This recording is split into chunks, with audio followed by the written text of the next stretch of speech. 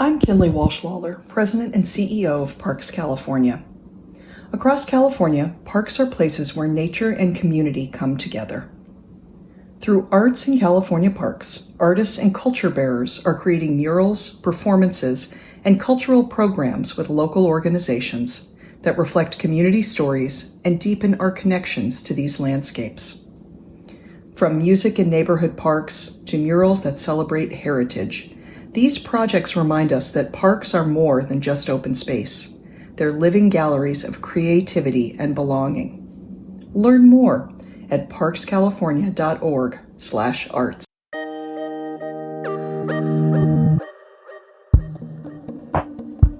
Hi, Finest listeners. So we are 20 episodes into The Finest. This right here is the 20th episode, and I'm here with producer Anthony. Say hi. Hello. And we wanted to reflect on some of the work that we've done and go a little bit behind the scenes into some of the stories we've shared so far. We're going to revisit our most viral clip.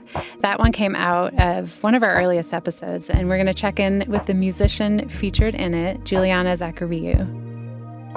And we'll also look back at some of the episodes that stuck with both Anthony and I long after we hit publish. From KPBS Public Media, this is The Finest, a podcast about the people, art, and movements redefining culture in San Diego. I'm Julia Dixon Evans.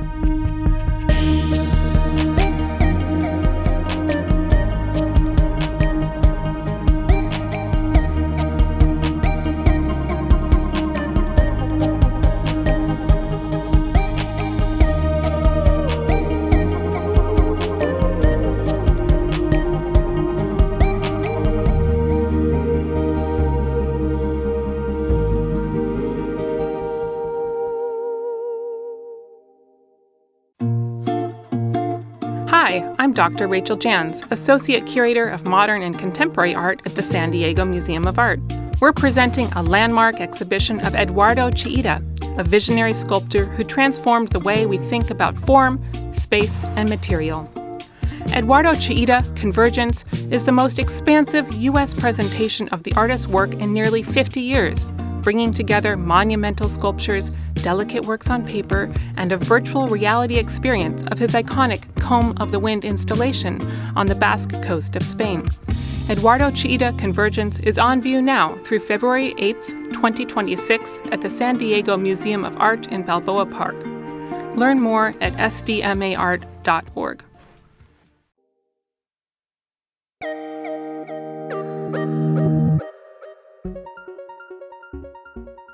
So first we called up Julianna Zachariou, who's a local indie musician from episode 4.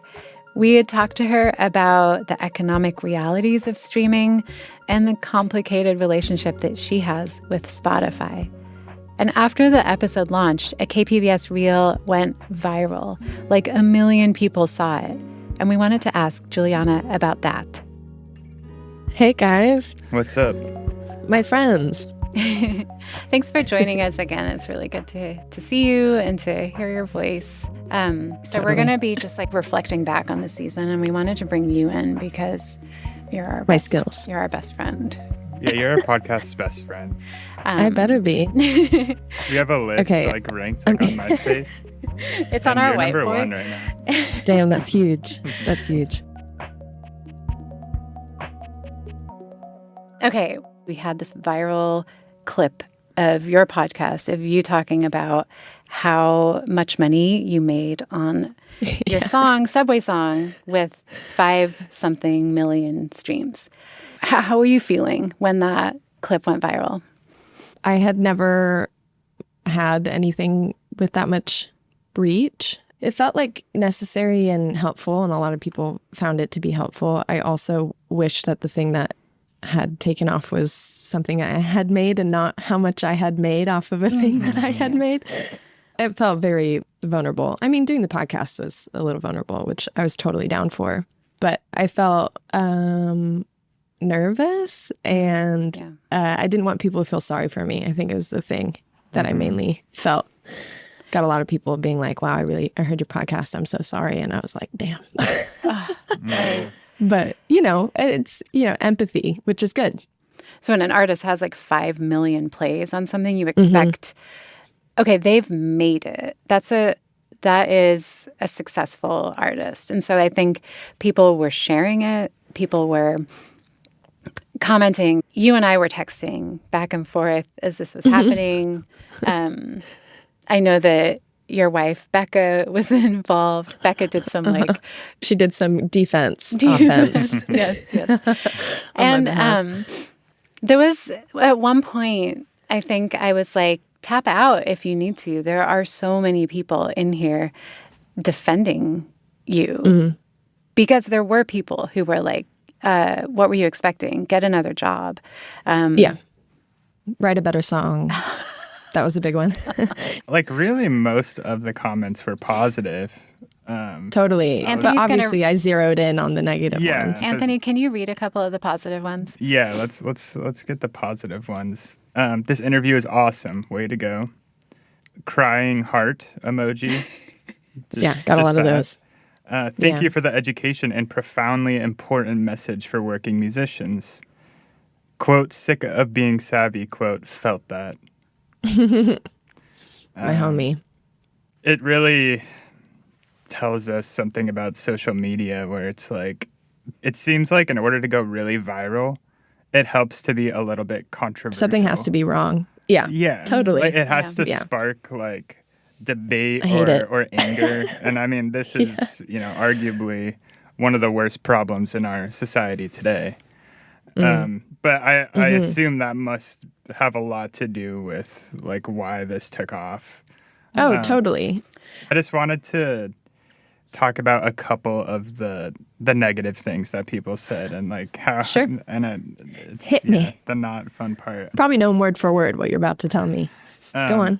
The negative responses were, there was a couple like common themes among them. I can read one. Okay. This is an excerpt from one.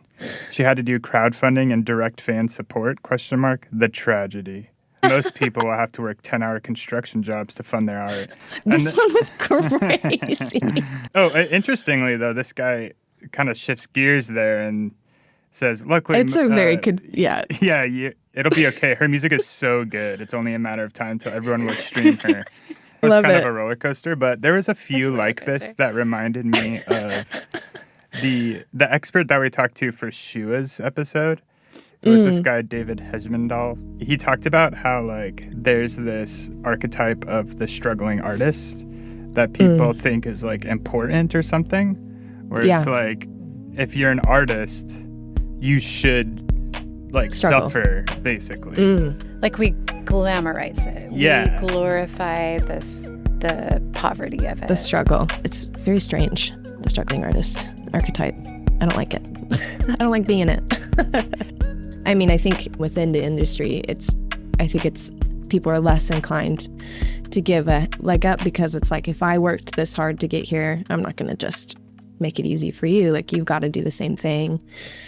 I think that's shifting, though. I do think that there is a bigger sense of leaning on one another and like community just within artists themselves, of just being really willing to like help each other get stuff done or whatever. But yeah, it's very strange. I mean, you recently posted a video, which I feel like should be, we should just play it on the finest.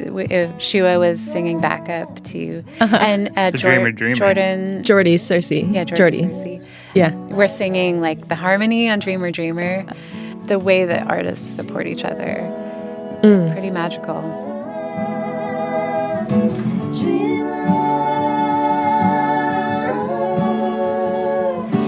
I do find that I lean on my friends a lot to help me feel like we can all level up together and play on each other's stuff. That's also really fun to do. We do that a lot.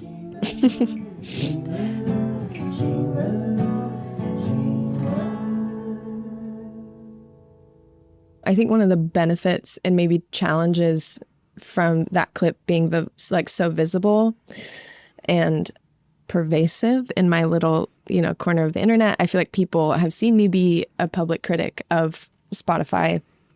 And though I don't feel like it's necessary for me to take my catalog off at the moment, just because I'm interested in people having access to it, I'm now as a consumer trying to shift away from that and see like how sustainable it is to just buy records that I love. There's CDs everywhere, and I have a little thing I can burn it onto my computer, and obviously like still advocating for like policy shift and stuff. But it's a particularly tough moment, and it seems to have gotten tougher since that interview came out. Yeah. I don't know if you guys saw the artist agreement, Spotify's like blanket artist agreement. Mm-hmm. It basically allows for them to create like derivative works from your entire catalog. It's really weird. It's like a twofold policy. They're protecting you from data scraping from external sources, but what they're really trying to do is get third parties out, and instead they want to data scrape themselves and then own all of it and be able to train their own like AI machines to do stuff. So it's just gotten even scarier. And I don't know how dangerous it is. Like, we just don't really know, but it's such a crazy like blanket freedom with our intellectual property. It's like incredibly alarming, you know. And I don't feel like taking my stuff off is I don't know what that's gonna do besides just lessen my reach, and I'm trying to grow. It's just I'm in such a corner, you know.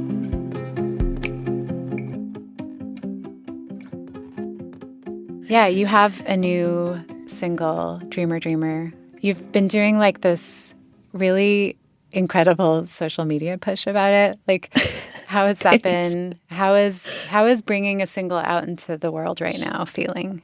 Yeah, I'm giving a full-on offensive. I'm feeling sort of hopeful about social media at the moment, even though it's working me real hard. It's fun. It's fun to figure out what this record feels like, what it looks like. I'm dropping it this Friday, actually. Okay, so. And this is Dreamer, Dreamer. Dreamer, Dreamer, title track. Can we say that Dreamer, Dreamer, like, technically premiered on The Finest? Because we did. Oh, it totally did. The recording. Yeah. Yes, it did. It did. It premiered. Yeah. How'd you like that little like mix that Anthony did of the Yeah, it sounded great. It sounded good. Yeah. Oh, that was honestly made me cry. I haven't told you about listening. Have I told you about listening back to the podcast? No. I'm going to cry right now. Tell us. Me too.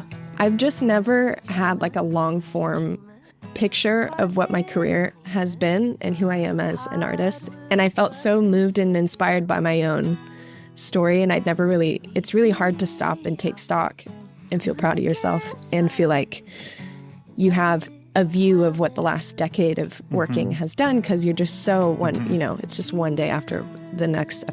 And I'm really in that right now. But if everybody could just hear these 30 minutes, they would understand where I'm coming from and what I'm trying to do. It was just really moving.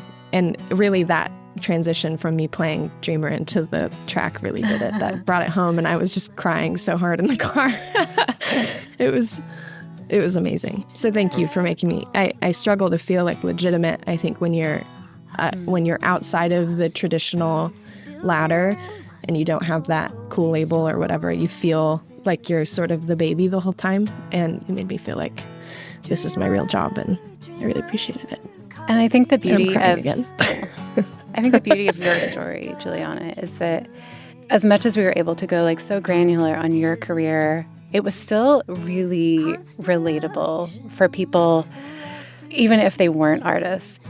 And I have always, like with writing, I have always told myself that like if you reach one person, if there's like one person standing in the back of the room at a reading, or one person picks up your book and they relate to something you've said, or they walk home feeling like, hey, I feel the same. Like that's success. Over 1 million people have had a moment where they said, yeah, this matters, or I get that, or I feel seen, or I now understand another human being. Yeah. So thank you for that.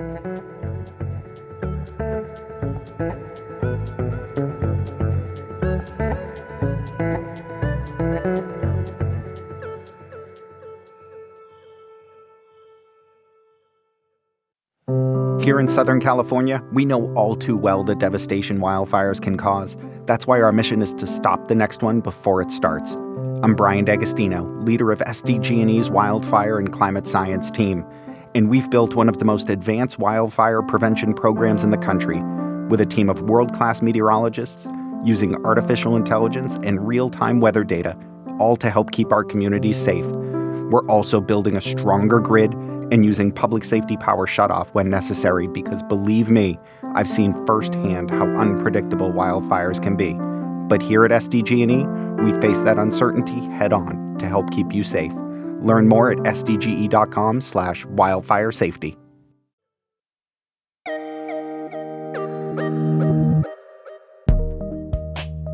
We'll come back to Julianna in a minute because we also asked her to give a few local recommendations, so stay tuned for that. But next, we're going to reflect on some impactful episodes. And I want to start with the one that I got the most texts from friends and coworkers about. It was the romantasy episode. So what did these texts say? A lot of people said that this is a genre that's important to them, that they love, and it's nice to see it get the treatment. And I also think that we saw some pretty interesting chatter in our comments and people responding to the episode as well. Yeah, we got one of our few negative comments about this episode on YouTube. All right, are you going to read it for us? I'll read it. Okay. They said, "Who cares if it's a powerhouse if it's like 90% disposable slop?" Okay, what jumped out to you about that one? What is your response? Well, I think that's the prevailing stereotype of it. And that's like what our whole episode was about. So I can only assume that this person didn't really listen to the whole thing. Right. Most of my responses to comments is like, did you listen? And usually I think the answer is no. But I mean, I think that's what like made us want to do the episode. Mm-hmm. Like we were just looking into just how huge this this phenomenon was, and it was really mind-blowing when you actually look at the statistics of like this genre is just literally like carrying book sales right now. Right. So it's like whenever there's something that big, even if there's some skepticism about it, it's like there's got to be something to it. Yep. Why this is so big at Comic-Con even. Mm-hmm. Famous for things being big. And it was bigger than we even thought. Mm-hmm. Yeah. I tried to go to that panel about romantasy, and the line was so long. When I got to where I thought it was, I was like, what is this the line for? I was like, is there like a Marvel thing happening that I don't know about? And it was the romantasy panel. Yep. And we were literally the last people that were allowed in. Mm-hmm. And this is also an episode where we talked a lot about fan fiction. And we've had some updates in the fan fiction world recently. What have you learned? An upcoming book series by an author named Sen Lin Yu. It started in the Harry Potter fan fiction subsect known as Dramini. Yep. Which is the forbidden love between Hermione and Draco. Wait, did you know about Dramini before? I mean, I haven't read any Hermione, but those pairings, they always like do the little portmanteau names. Okay. That's like a big fan fiction thing, portmanteaus. Yeah. Anyways, it's a book series based on a fan fiction about Dramini, and it just received one of the biggest movie deals for a book ever, $3 million. Amazing. Yeah, definitely speaks to the power of romantasy right now. Because this is for sure a romantasy series. So they're just like throwing a lot of money at this thing. So what about you, Anthony? What is an episode that has stuck with you? Well, for the episodes that have stuck with me, I wanted to talk about those ones that have Catholic stuff involved. Catholic stuff. That's because I grew up Catholic. I went to Catholic schools.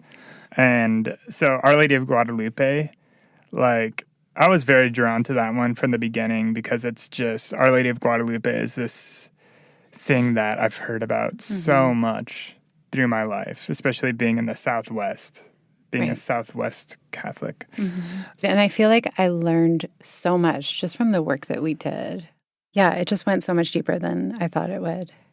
Yeah, and I think I gained a whole new way of seeing Our Lady of Guadalupe from it. Yeah. Because, like, going into it, I was really curious about and like fixated on the actual painting, Tilma, and specifically like this idea that it's supernatural. Right. Because I've heard about it, my whole life that, it's been studied by scientists and you can't, like, there's all these things they can't explain about it. It's been proven to be a miracle. And I've always just been like, what? Like, what's going on there?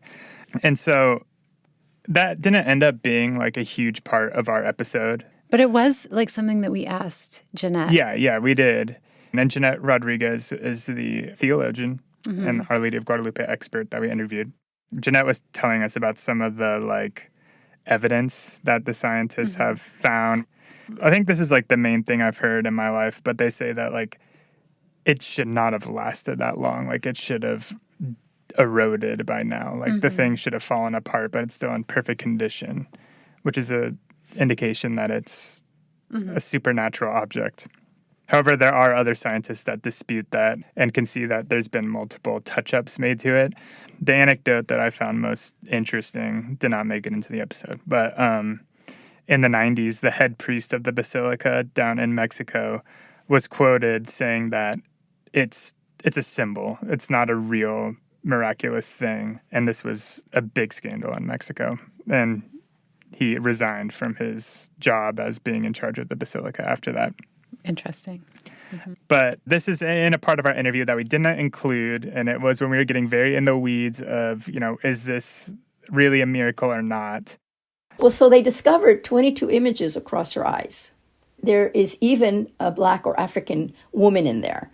Now, people who have faith, they don't care about this. People who don't have faith, you're not going to convince them. But I think it's interesting that in a way she captured in her eyes what I like to think church should be about, which is inclusive, right? Including everyone, right? All the diversity that existed at that time. This quote kind of ended up guiding us to like how we handled it in the episode, or how we concluded the episode. Whether or not it was literally made by God, it's still a miracle because it's had this it's a piece of art that's had this incredible influence over centuries, and it's meant different things, and it's had like a real impact on the world. So yeah, I think that gave me a whole new way of seeing Our Lady of Guadalupe. Okay, so what about you? What are you thinking about still? Okay, I think I want to talk about the birding episode. And this one, like, it originated when I read Amy Tan's latest book. It was her memoir, The Backyard Bird Chronicles. And I interviewed her. It was such a fun interview. She was like literally wearing binoculars during the interview. Sorry, I wear my binoculars all day long in the house because I have a house full of windows.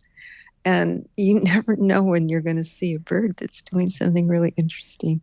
I just saw a red-shouldered hawk outside my window, and it was screaming. And I think what I loved about talking to Amy Tan, which we didn't use at all in the episode, but revisiting it after we finished that episode, which ended up following you on this 100 birds or more field trip, like speed birding, basically.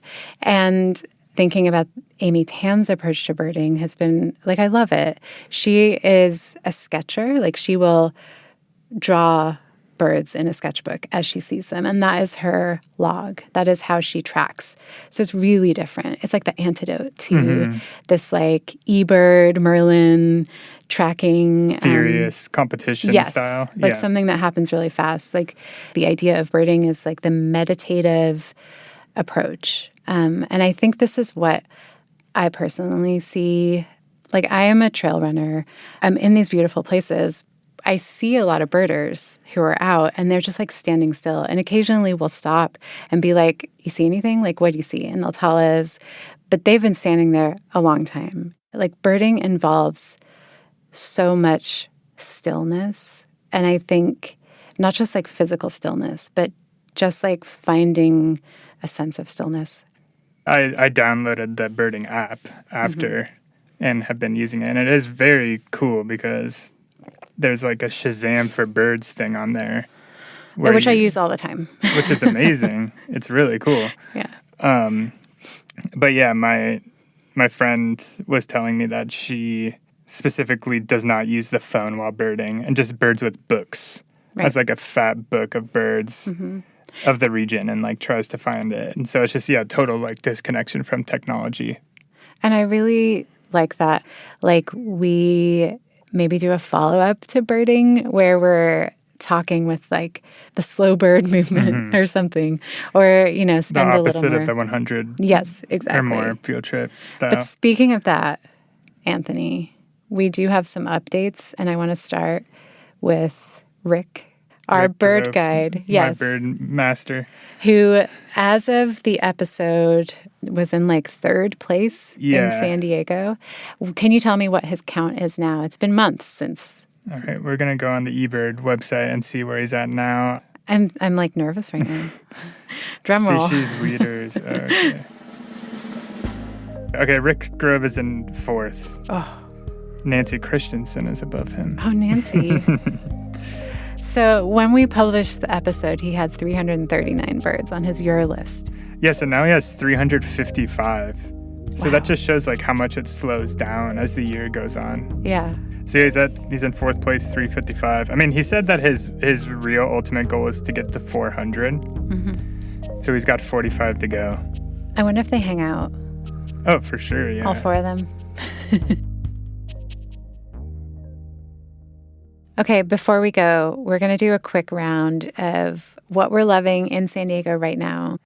And we promised that we'd bring Julianna back for this part. So here's Julianna's favorite things in San Diego right now.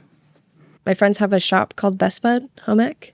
It's in Kensington. It's a flower shop / like home goods shop, female owned. And it's just like the best place to be. It just really celebrates a bunch of ceramicists and bread makers and people in the community who are like doing some really incredible, beautiful stuff for home, and also has incredible flower arrangements. And I just love hanging out with them. They do like stained glass workshops and pottery stuff, and they do like cookbook clubs. It feels so woman too. Like there's something about it that feels so like, it's like domestic with like teeth. So go there, definitely.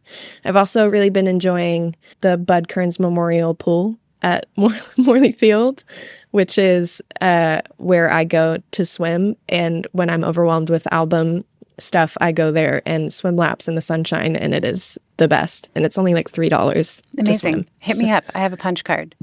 Do you? Yep. Oh my God, we gotta go. It's Yeah, like this is why. Yeah, it's a public pool. It's our It's a public municipal pool.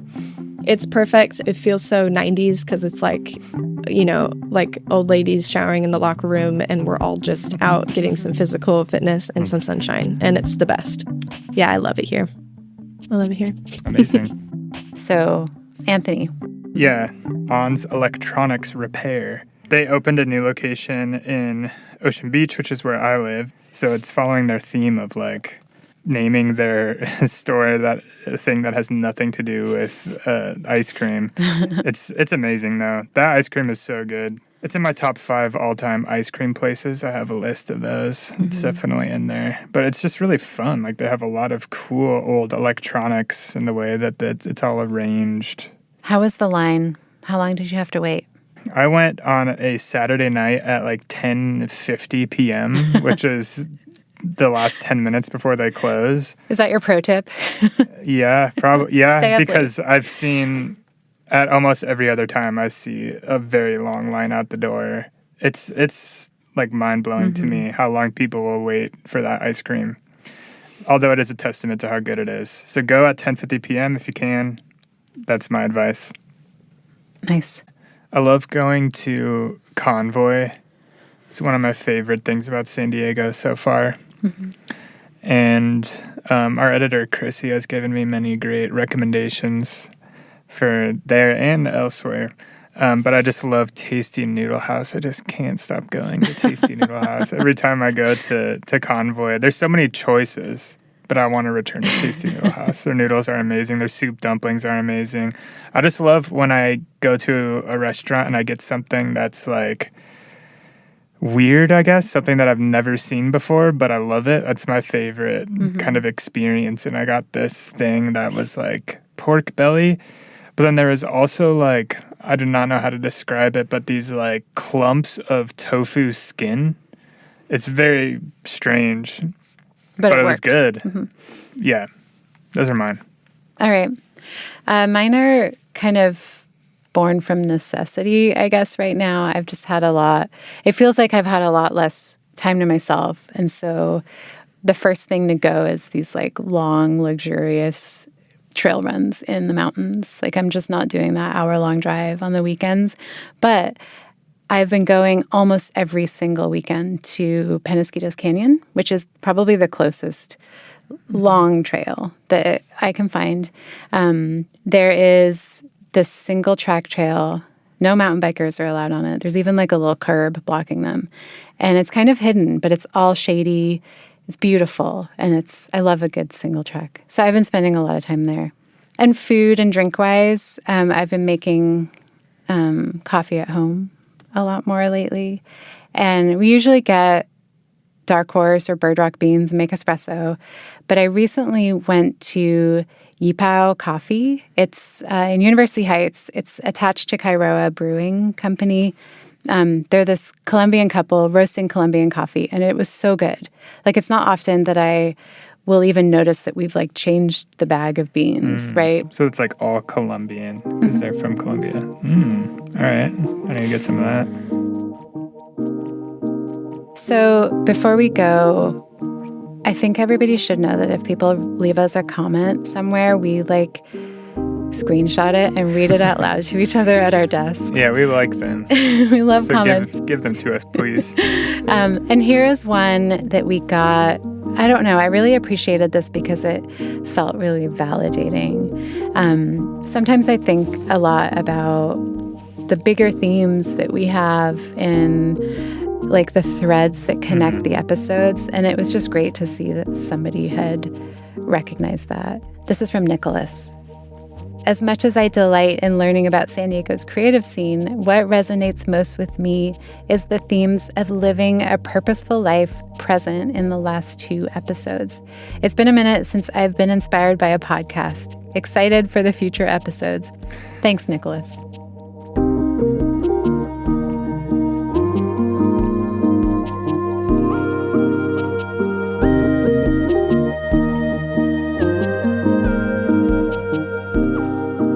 Special thanks to Julianna Zachariou for being interviewed again for this episode, and to all of our guests and experts that we've spoken to in these first 20 episodes of The Finest. And thank you to our listeners for following along with us.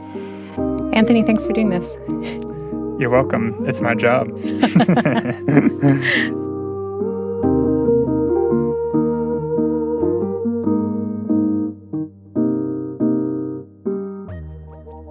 As always, if you want to find more information, be sure to check out our episode pages, our show notes, where you can get so many photos and links and even some videos.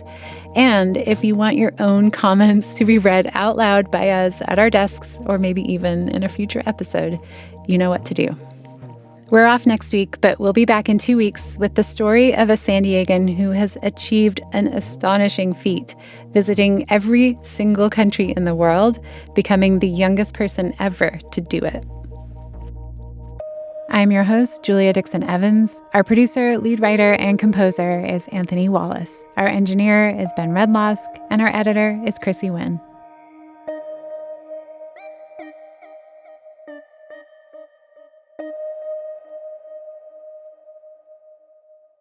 Hello, this is Dr. Michael Lalich, Medical Director and Chief of Staff for Kaiser Permanente San Diego. For more than 50 years, San Diegans have entrusted their health care to us. Our care and coverage connect to provide medical care tailored to each member. With our integrated network of primary and specialty care, we work together using evidence-based medicine to help deliver positive results. We believe in a healthy and engaged life with good beginnings and dignified endings. We believe that life, liberty, and the pursuit of happiness requires total health, including equal access to high-quality, affordable health care. At Kaiser Permanente, our cause is health. Our passion is service. We work to help make lives better. To learn more, visit kp.org/San Diego.